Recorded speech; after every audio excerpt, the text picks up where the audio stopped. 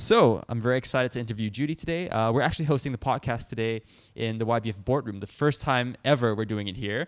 So Judy, very excited. Obviously, you're an important guest, which is why we've had this massive boardroom just for you today.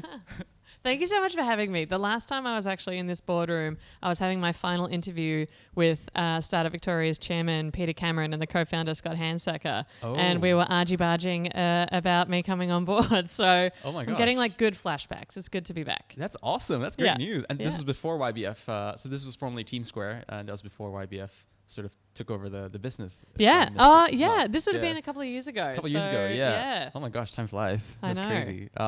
So, Judy, according to your Twitter bio, you're supposedly a expert pun slinger. Oh my God. I did not prepare any. I'm in so much trouble. Yes, I would like to think so. You're welcome to continue slinging puns as much as you like during the podcast. Okay, that's permission. You're going to regret that. Okay, awesome. Well, we'll check in on that at the end. We'll tally up the number of puns you come up with. Excellent. We usually start by asking people what their childhood was like, etc. But we love research here. So apparently, at 7 years old, you've already dabbled in entrepreneurship. You won an invention competition with a tracking device made for your mom's misplaced glasses. Oh my God, how do you know Is that? that a thing? That's like very scary that you know that. Or I tell the story too often. So yeah, that's right. So I grew up in the Blue Mountains in New South Wales. My dad was a railway engineer and my mum was a creative arts teacher at the local primary school. So the kind of perfect blend of, I guess, like engineering and creativity being taught to me when I was a really young kid. But growing up in the Blue Mountains, there wasn't a lot to do. And so you'd always kind of had to make your own fun. Like my dad's idea of playtime was to go to a garage sale, buy an old computer, bring it home, and then we'd take it apart and then we'd have to put it back together again. And then the test was like, you only get to pass if it worked when you plugged it back in. So that was kind of like my childhood. And the teachers at my local primary school ran an invention competition, and the problems that I had back then weren't really that important to solve, but one was that my mum would always interrupt my playtime with my sister to help her find her glasses. Like, I don't know if you have this person in your family that is always losing I'm probably stuff. that person. You're that guy? Yeah, Okay, I'm the person. There's always that person, right? And so, you know, I was like, I can solve this and get more playtime if I just don't have to help mum find her glasses all the time. So dad took me down to the local hardware store and we bought a few bits and bobs, and I ended up soldering a tracking device to her glasses frame and then putting I know my dad should not have let me near a soldering iron, but and then I put a finder button on her car keys. So anytime she lost the glasses, she could just press this button and then they would flash and make a beeping sound. So she could go through the house and find them herself. Ended up winning the competition at my primary school with this invention. And then a week later, my mum actually lost the car keys. So it wasn't so good, unfortunately.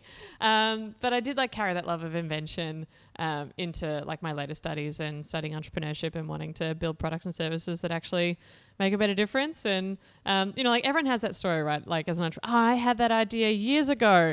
And like when Tile came out a few years ago, I was like, I made Tile when I was 7. I was like, yeah, so that's, I'm really impressed that you knew that story. Well, that wasn't your only dabbling in entrepreneurship before you went out to the workforce. In high school, you started a juice bar as well? Yeah, that's right. So I was working at a local cafe just when I was in high school, earning like $10 an hour. It was really depressing. And the cafe itself had this little old Dutch pancake place out the back that was closed down and no one was running it. So another waitress and I were like, oh, like maybe we could turn this into like a little juice bar because there's a market that runs in the car park every Sunday and, you know, like it's summer's coming, like maybe we could do something and like earn some extra cash.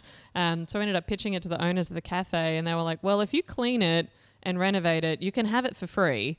And like just do something with it. So we ended up, cleaning it, renovating it, buying a couple of blenders and a juice machine, and then made our money back in like the first couple of weeks. So don't know if it had an ABN, so I don't know if I would call it a business, but it was definitely a lot of fun. It's still entrepreneurship in a sense, isn't it? Right? Yeah. Where do you think that love for invention in yourself came from, or that love for entrepreneurship, especially at such a young age, at 7 years old? Like, where does that come from?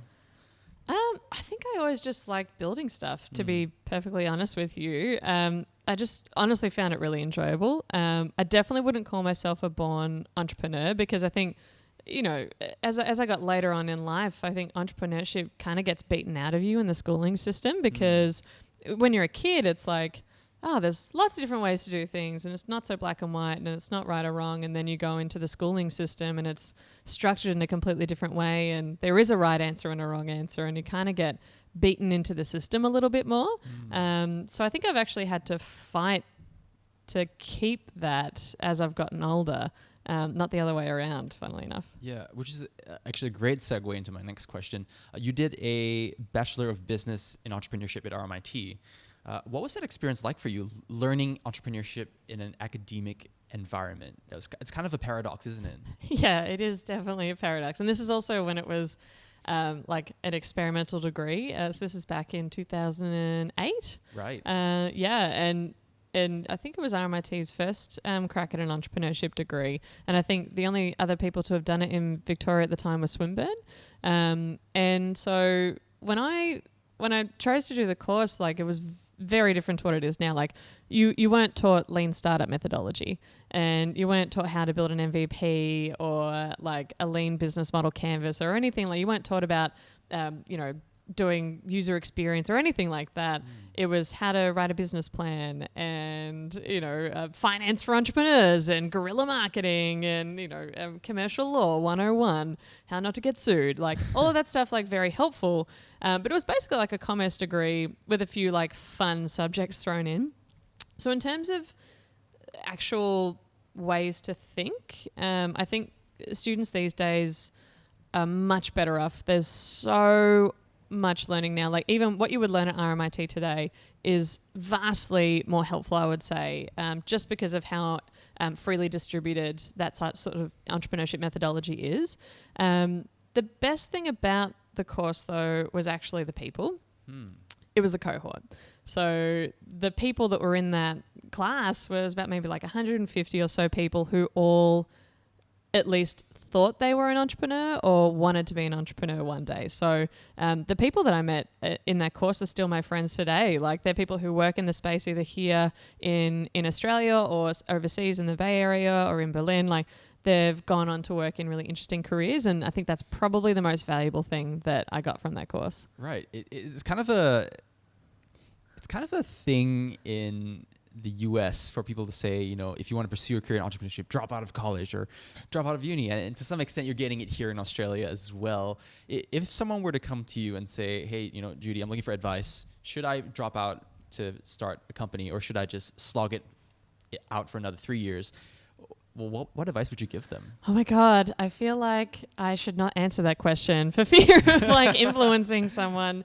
Obviously the answer, annoyingly, is going to be it depends. It depends on your situation. Like, I've seen all different sorts. Like, I think in the US, it's the story that I hear, not having experienced it most, is now it's kind of the opposite. It's like, if you want to be a tech entrepreneur, or you want to have a really interesting career in the startup industry, it's like you do work really hard at school, because you have, like, it's highly competitive. It's no longer a fringe industry with like a few people wearing jeans and sneakers working in a garage. Like, this is a major industry that does change the world, that does create wealth, that does create jobs, that does deliver on innovation. So I think you do have to be working hard to get in there. All that being said, there's always still that like classic stereotype of an entrepreneur who perhaps is like the rebel archetype that never fits in. But I don't think these days you have to subscribe to that, sort of personality to be successful as an entrepreneur. Like, at StartupVic, we see all different types of characters coming through. Like, we see people who have had a 20 to 30 year career in professional services, make the leap and be incredibly successful. We've seen, deep tech researchers who are specialists in their field of either medicine or agriculture or even data science, and they find a co-founder who can like match the business side of what they've actually built, and they're doing incredibly successful things. So I don't know. I think it's totally up to you. Like, I think I personally didn't drop out of university, even though it was really tempting about halfway through, because I was getting like really impatient. I just wanted to be in the world building stuff. But I'm glad that personally I stuck it out, because that's what led me to my career at Deloitte, which taught me a lot before I entered the startup space. So what did you do at Deloitte? You spent a couple of years there, 3 years in Deloitte? Yeah, I think it's about 2.5. I don't know. My LinkedIn will have like the accurate dates, but it was about that. And I came in as like super junior burger. I basically had to like stalk the innovation director at the time for a job for about a year. And in between Deloitte and my university studies, I actually had a stint selling toilets at Reese Bathroom Life. Not many people know about that. Turns out entrepreneurship is a really unemployable degree if you're not ready to start your own business. You want to be your own boss. You want to control everything. You know? Exactly.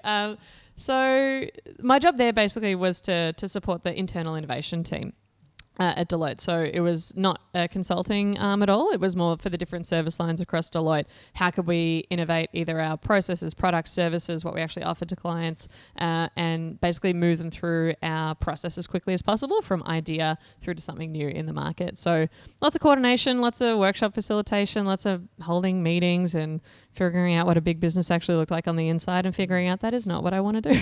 Right, okay.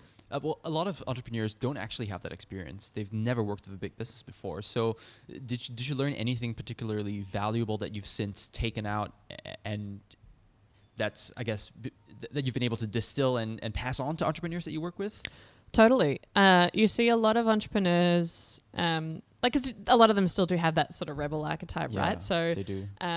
There's a lot of like tissue rejection with big corporates, right? I think there's this overarching belief that if you're big, you're slow, and if you're big, you're evil, and if you're big, you're not, you know, and some of that can be true, but it's not always true. And I think if you just paint the entire business with this same brush, you can lose some things that are really valuable to you in your startup. So, you know, like I witness a lot of founders building things like process or structure or certain rules for management as they scale, just based on first principles thinking.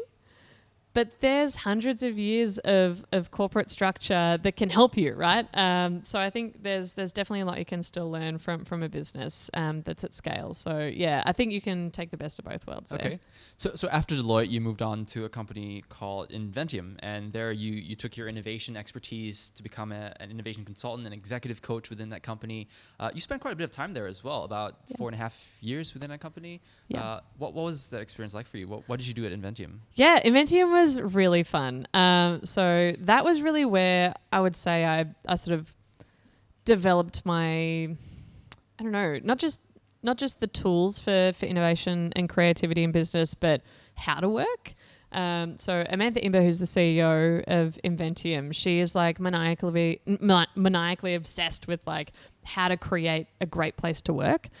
So I basically got coached within an inch of my life on how to be productive and, be a really great speaker and how to teach people really well and make sure that they actually learn from what you're trying to share. So I learned a lot about how to be a good worker at Inventium.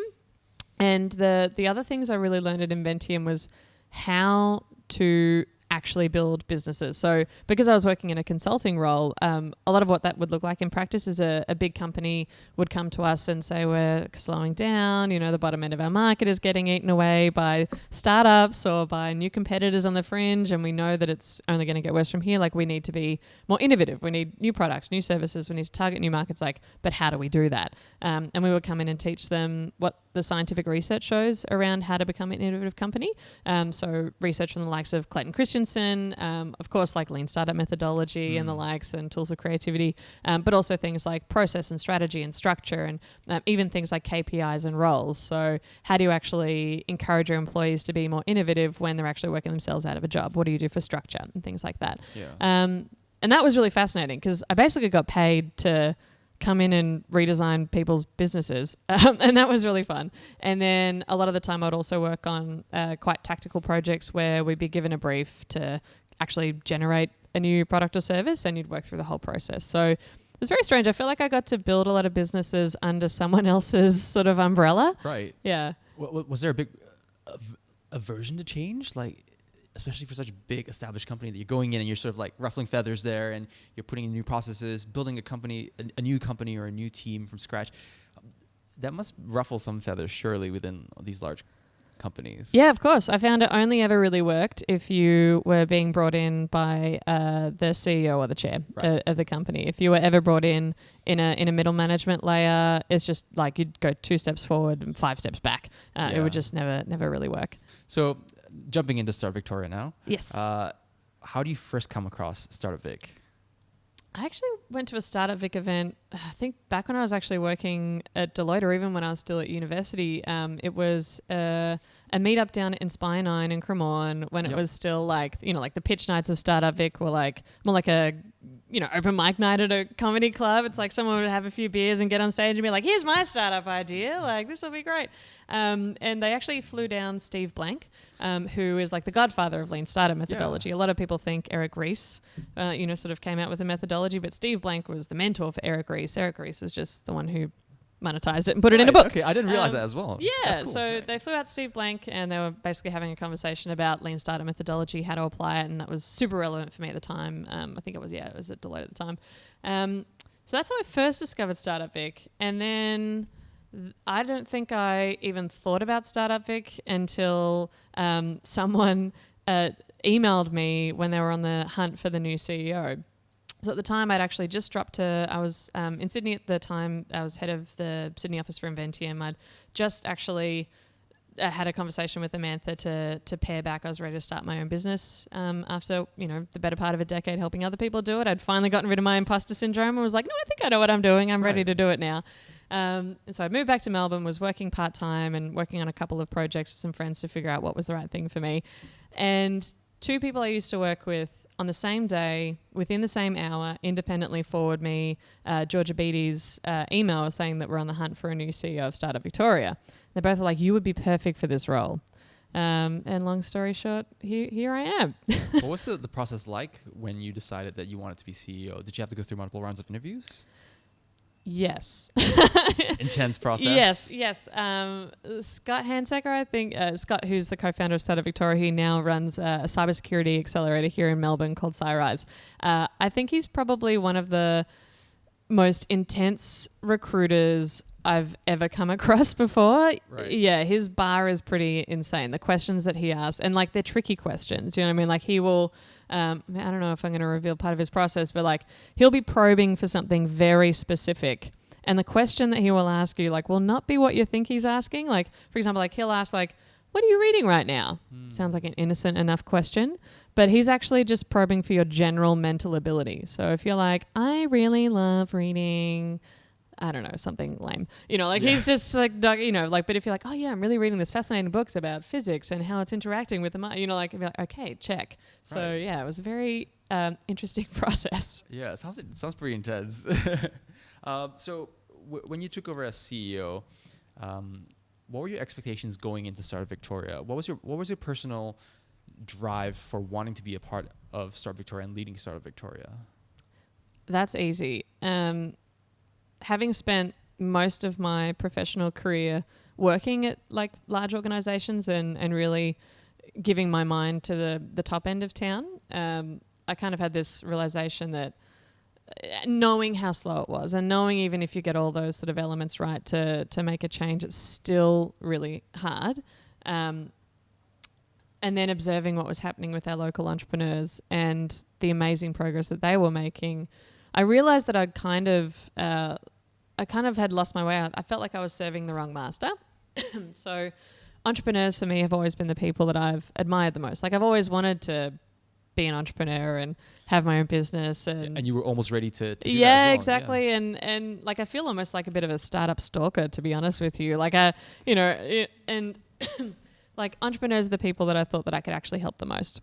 Because even though there is a lot of great methodology being practiced here in Victoria, there are still so many early stage startups that are getting the fundamentals wrong. And so I thought that's something I can actually help with. So the goal for me was to come in and as quickly as I possibly could, professionalize the organization a little bit and, pardon me, try and just help our local founders as much as possible. And along the way, who knows, maybe I'll find a co-founder. Anyone listening to this, I'm currently on the hunt for a data scientist or machine learning specialist if you want to work with me. So yeah, that's what I'm here for. And what was the experience like transitioning in from one CEO to another. Was it a challenging one for you? Because it goes back to that culture shock or that aversion to change. Did you experience that when you came in as CEO to the role?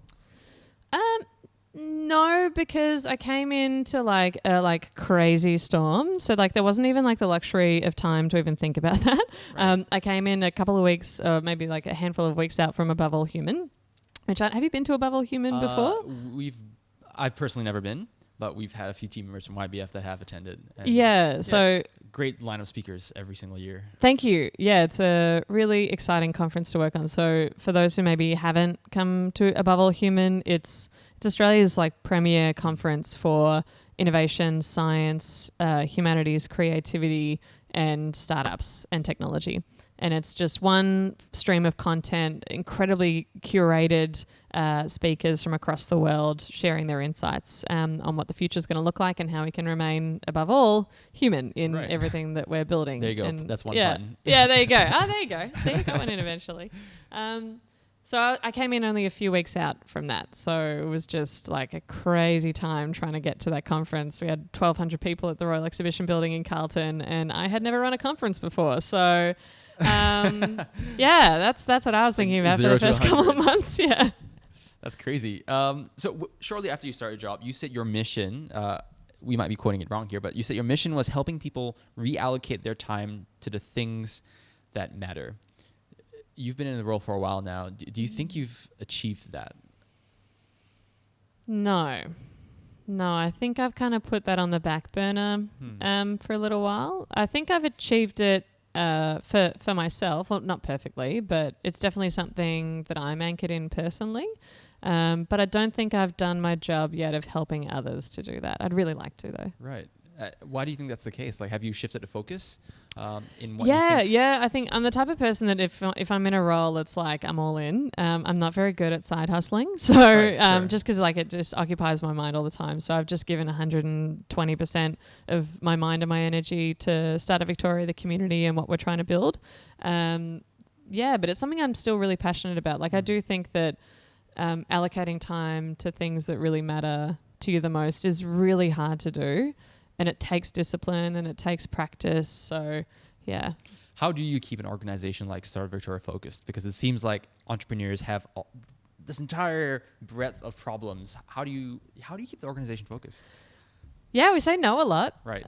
Because we're a tiny not-for-profit. That's the other thing to keep in mind. Like, even though the community is massive, like we've got over 20,000 people in our community, and that's not just founders, that's also aspiring entrepreneurs, that's investors, accelerator program managers, co-working spaces, government policy writers, like professional service providers, like accountants and lawyers and brand agencies. So there's so many people, and they all have very different needs. For us, the main thing we try to stay focused on is at the end of the day, out of all of those people, our customer, if you will, is the founder. That's who we exist to serve. Like our job is to help them succeed. And so the things that matter the most to us is like even something as simple like in our day-to-day decision-making on what events we'll choose to do, what content we'll choose to promote. Will this actually solve a problem that we know some of our local founders have? So for example, we'll be approached to do a co-branded event, with company A and then with company B, and both look like great appealing options, but we've got limited resources. So we'll choose the one that we think is going to help our founders the most. Right. And what does success look like for the organization?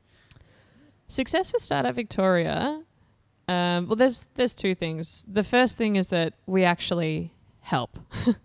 That's the most important thing. Sure. So we actually help founders succeed. So whether that's answer a question that they may not know the answer to because they're doing it for the first time, connect them with a co-founder, an investor, help them learn something from someone who's done it before, like kind of help them see around corners, if you will. That's definitely number one.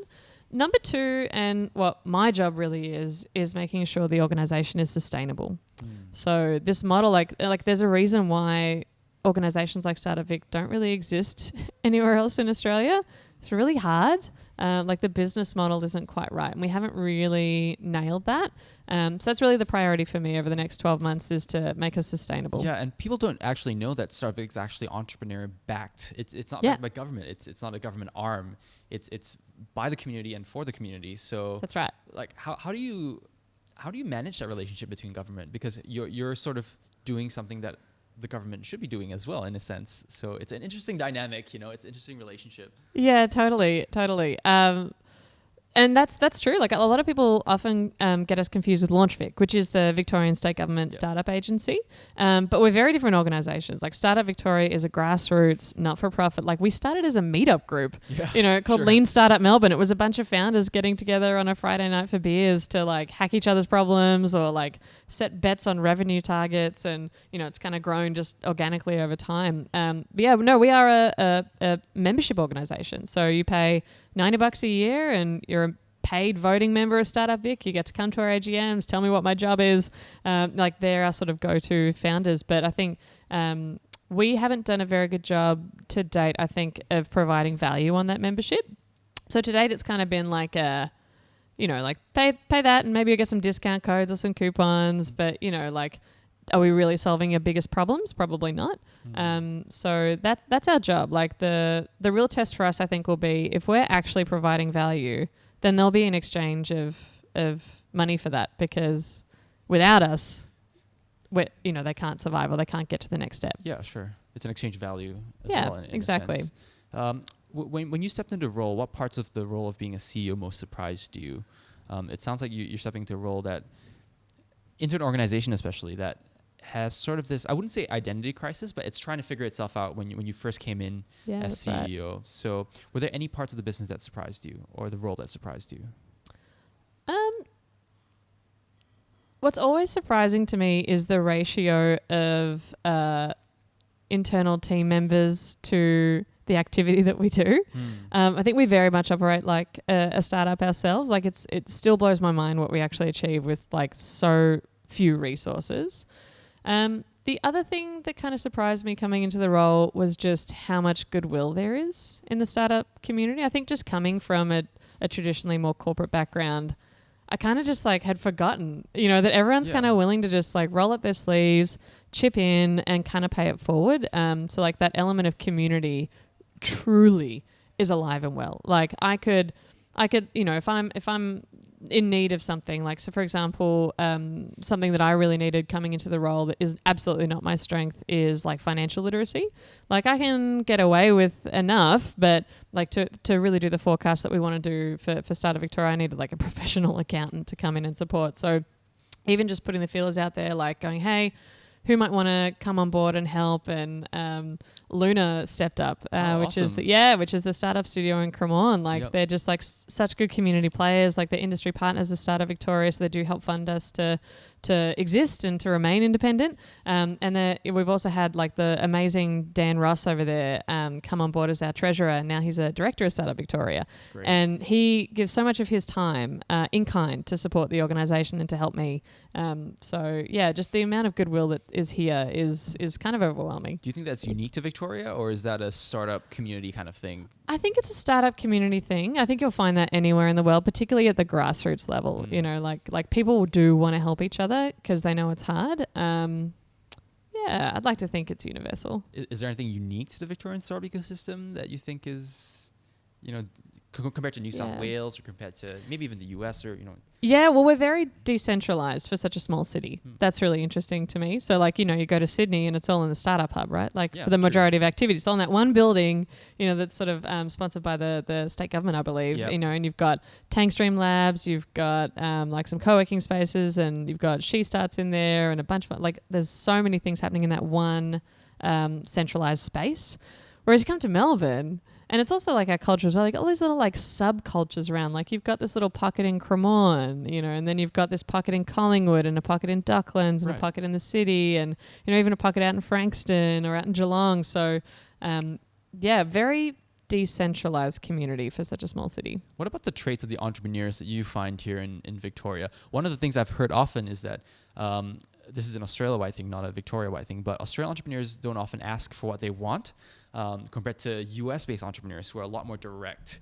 Do you notice that, or is that something that's changing, or?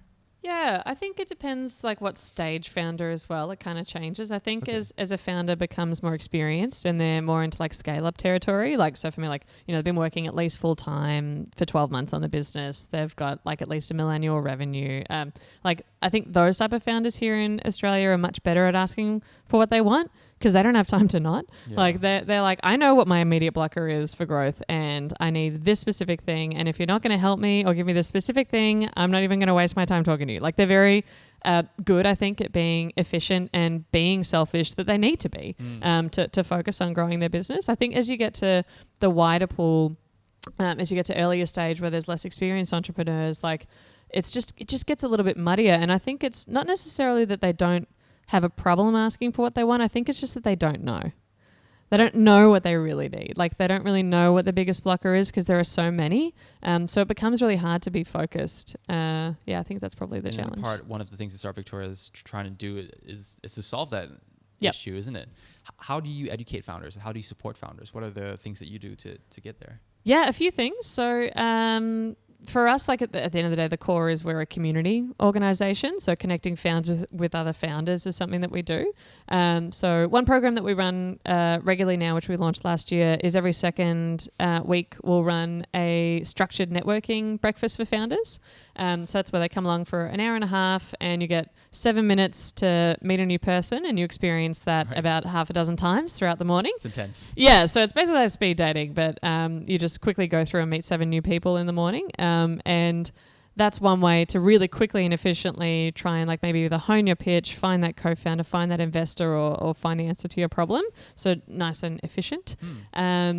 Another thing that we're doing as well is more for the later stage founders, which is a program called Growth Club, which I know we need a better name, but it's all we could come up with at the time. And that was maybe my pun sneaking its way into the naming of Startup Victoria. Number 2. Yep. Yeah, sorry about that. And that program is designed for later stage founders. And what we do there is we bring basically like the EO model, if you've ever seen that before, Entrepreneurs Organization.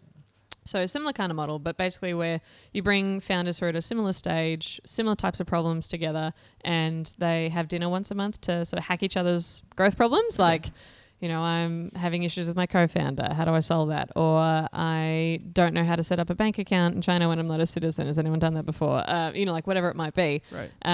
And then every second month we'll host a Q&A with a top tier entrepreneur. So someone from around the world who's actually way, way, way ahead of where they are. You would call them maybe like a successful entrepreneur, if you will. And we host sort of private Q&As with them. So a couple months ago we had Eddie Sheehy, who, I don't know if you know Eddie. I don't know Eddie. He's the co-founder of a cybersecurity company called Nuix, which was famously used in the preparation of the Panama Papers. So very successful, but not very well known Melbourne startup. So we had him come along and talk to the founders about what he's done to grow a globally successful company.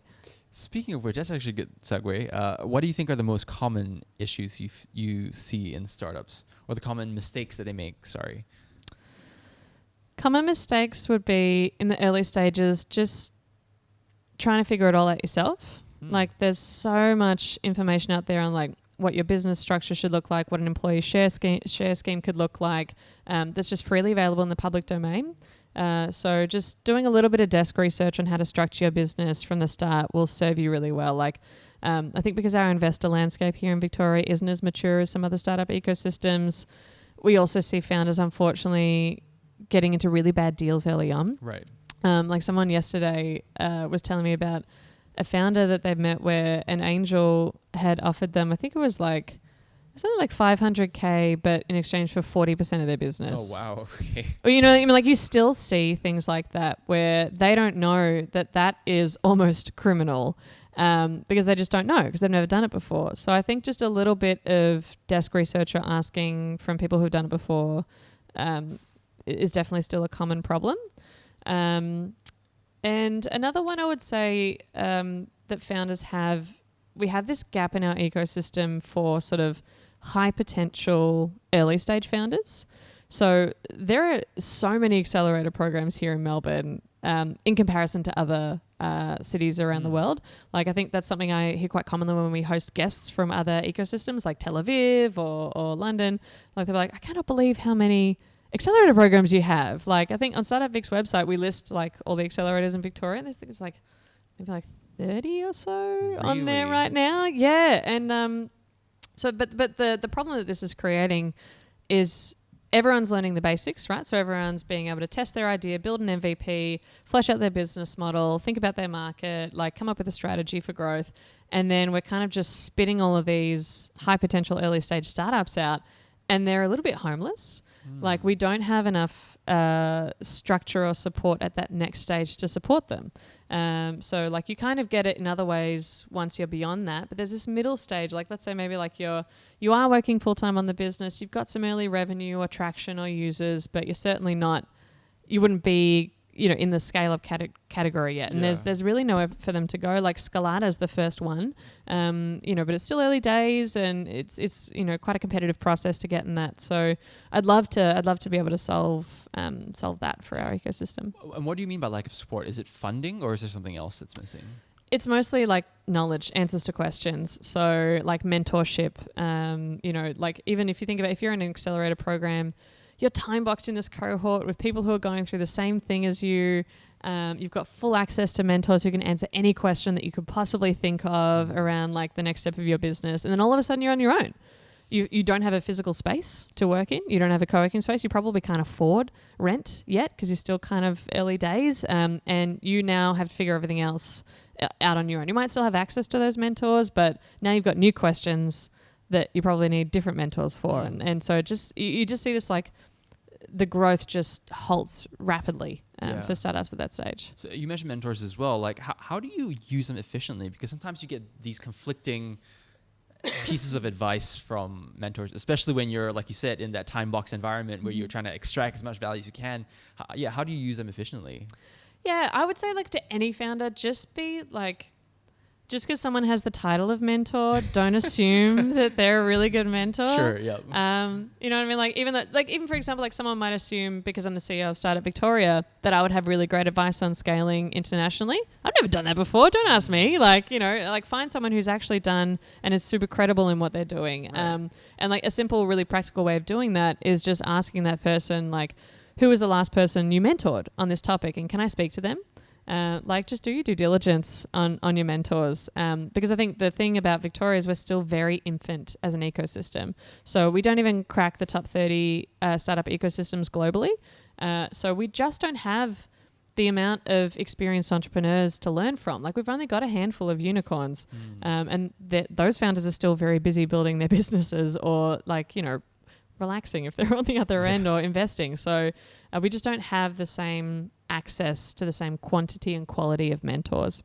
So I would also encourage founders to think beyond our borders and get creative about how you can access entrepreneurs and experts from other ecosystems as well. Like even though you're based in Melbourne, your knowledge access isn't limited to here. Going back to Victoria again, because you're obviously CEO of Start Victoria, and I'm sure you spend a lot of time thinking about the topics of how to grow Victoria as a startup ecosystem.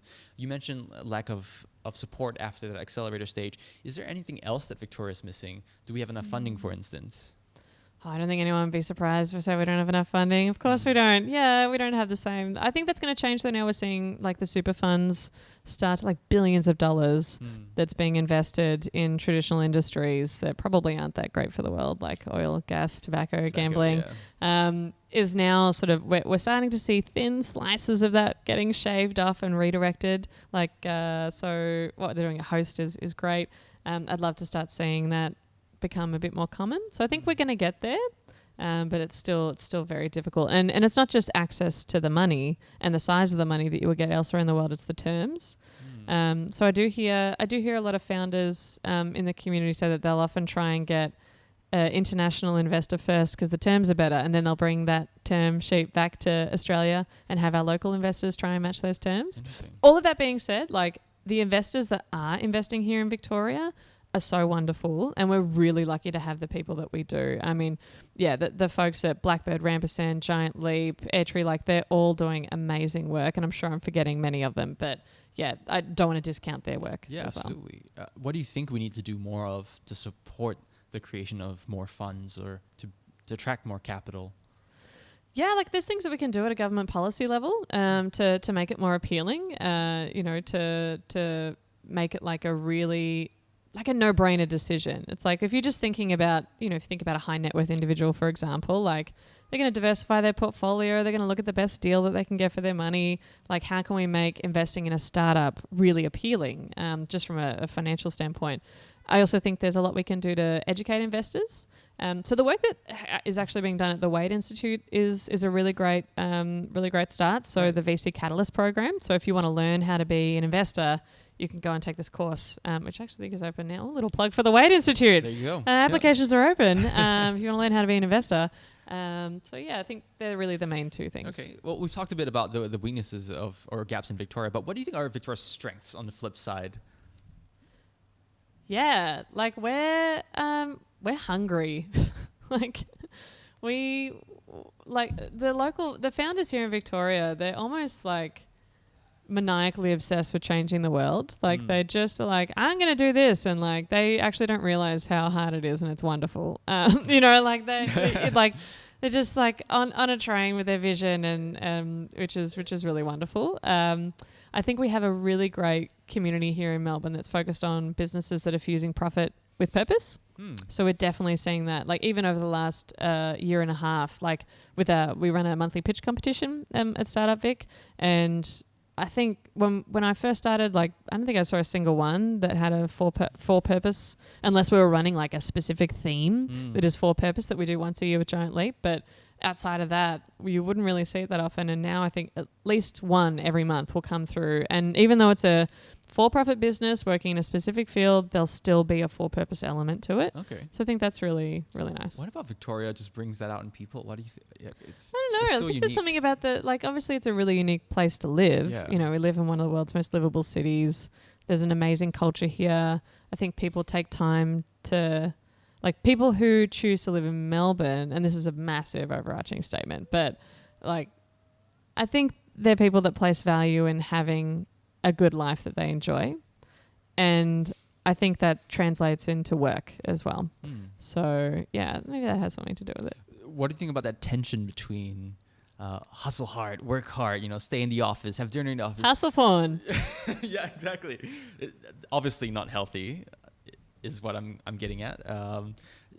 It's just not sustainable. That's the problem. No, it's not. It's just not sustainable. Like I'm all for working hard and like you've got to work hard. Like no one's going to hand it. Like you're competing on a global stage. Like you have to work smart and you have to work hard. No one's just going to hand you $1 billion company on a silver platter. Like of course you have to work hard, but you have to remember that you are in a marathon. You cannot build $1 billion company overnight. And like even like Didier from Culture Amp, I think he's quoted for saying that quite a lot. It's like, a 7-year overnight success. Yeah. Like you have to be balanced. And again, like StartupVic did a piece of research into founder mental health early last year. So I was out interviewing our founders, just trying to, just learn their experience. Like what's it like for your personal self-management, your energy management? What's your experience? And what was so common is there was always this breaking point, right? Where someone's hustling, like they're not sleeping, they're not eating right, they're not exercising, they've stopped doing social commitments, they start getting anxiety, then that leads to depression, and then before you know it, there's some sort of eventual crack that happens. And the founders that had experienced that crack were really good at having management practices and tripwires in place to manage their energy because they saw how much of a devastating impact it had on them, like physiologically. Yeah. And what I hate to see is early stage founders who are still in that hustle and haven't had that crack yet, but it's like just around the corner. You can almost see it coming for a lot of people. I would love to see more founders who have experienced that crack before, who probably don't want to talk about it publicly because it may impact their investor confidence or employee confidence or whatever it might be, maybe just share that privately with the next generation because you can see it happening and there are simple tools and strategies you can put in place to manage yourself and still work hard. Yeah. A lot of people listening to this podcast are likely entrepreneurs themselves. What are some of those tools that they can use? And I guess as an extension, what are some tools that you personally use yourself to help manage that stress and anxiety and pressure? Yeah, sure. And I think for every person it's going to be unique, right? Like, it's whatever's going to work for you. So for some founders, like they share that they like secretly love to do what's that thing where they like pressure test your muscles? Kinesiology. I've never heard of that. Yeah, but I'll look it right. up. but like that founder who shared that with me was like, I would never admit that because like Melbourne's like startup community is so scientific, and if I tell them I'm doing like heebie-jeebie kinesiology, they're going to laugh me out of the room. But it's like, but that works for them, so he does that. Some people do meditation or yoga or practice some sort of mindfulness. For me personally, I set a lot of rules, so I like to have a bit of structure. So even something as simple as like, what's my practice at the end of the day? So something that used to be a problem for me is I was really bad at closing out the day. So I would always I'd never really have a finish to the day, because like the list is never There's done, always right? something to do. Yeah, the list always goes on. It's like, so you're always just drawing a line in the sand at the end of the day. If you're like, that'll do. That's a manana problem. But what would happen is I'd be like, oh, I didn't do that thing and this is really important and I should do it. And then like, what would most likely happen is either I go home and then when I should be resting and like, recharging my batteries, I'm feeling so guilty about not doing that thing that I'll end up working and doing it. Or what's more likely is like I won't do it, but then I'll get so stressed about it that I won't be able to sleep because I haven't done the work. And you know what I mean? Like just like this terrible, I don't know. It's a self-perpetuating kind of circle. Yeah, exactly. And like intellectually, I know that this is dumb. And, so I was like, how do I stop this? And so at the end of every day, I'll have a practice where I'll just review my calendar and go, okay, everything's in order. Don't need to change anything, or I'll make the changes that I need to. I'll go through my wonder list, be like, okay, is that all fine for whenever? Yep, that's fine. Just check my inbox, nothing urgent. Cool. And once I've done those 3 things, I will literally close my laptop and I'll say out loud, done. Right. You do this every day. Yeah. Wow. So like officially close out the day. Right. And like what that's changed for me is I now get to go home and like when I walk in the door and I see my dog, I'm just like, like I can actually enjoy coming home, or I can enjoy just like actually recharging my batteries, and I'm like, I know that I've done all I can do for the day and tomorrow's another day. Sure. And speaking to all these founders as part of your research, are there any early signs that a founder can use to identify when they're starting to get into that rut or when they're starting to get into that mentally bad state? Totally. Yeah, you can set like what I would call tripwires. Right. So everyone will know like what their signs are when they're starting to lose energy and lose productivity and perhaps slip into a state that's not really going to be great for your health long term. So the first thing to do is obviously know what they are. So literally sit down with a piece of paper and a pen or your laptop, whatever, and write down like what are the things that go first when you're really run down. So for me, I literally have a list in my wonder list that says no baking. Because I love to cook, and if I'm really run down, I have no energy, that's the first thing to go. No playing music. I love to play music, so that also goes when I have no energy. Or cancel social commitments because I have no energy to go to them. And they're sort of all like lead indicators. And then you have like lag indicators where it's like, you're like, can you swear on this podcast? Yeah. You're fucked. Like, it's beyond. Yeah. Like, these are lag indicators you're going to need to do a lot more work to replenish. So, lag indicators are things like, persistently being unwell. Like, I can never fully recover. It feels like every 2 or 3 weeks, like clockwork, I'm getting a virus or something. I'm just down for the count. Not being able to sleep. So insomnia or anything like that. And the list goes on. Like, I don't know, like putting on weight or not going to like whatever it might be. So once you know what those things are, so like tripwires, if you will, then it's putting in a practice to check yourself. So have a bit of a review. So I will at the end of every month, I'll have like a meeting with myself where I'll like book in like a little coffee date with Judy, and I have to go offsite out of the office, and then I open up my tripwires and I just do a bit of a review. So it's like if I tick any of them off, I then sort of get to do an assessment on how depleted I am.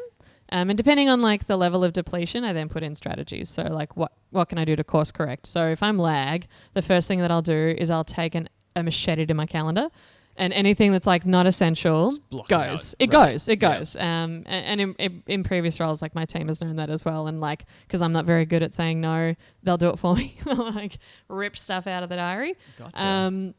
And lots of other things. Like, so I'll make sure that I'll put in a practice to return to the gym or to whatever it is. Right. Awesome. So we're going to wrap up really shortly. I just have 2 questions for you, really easy ones. The first one is, what does the future look like for Startup Victoria?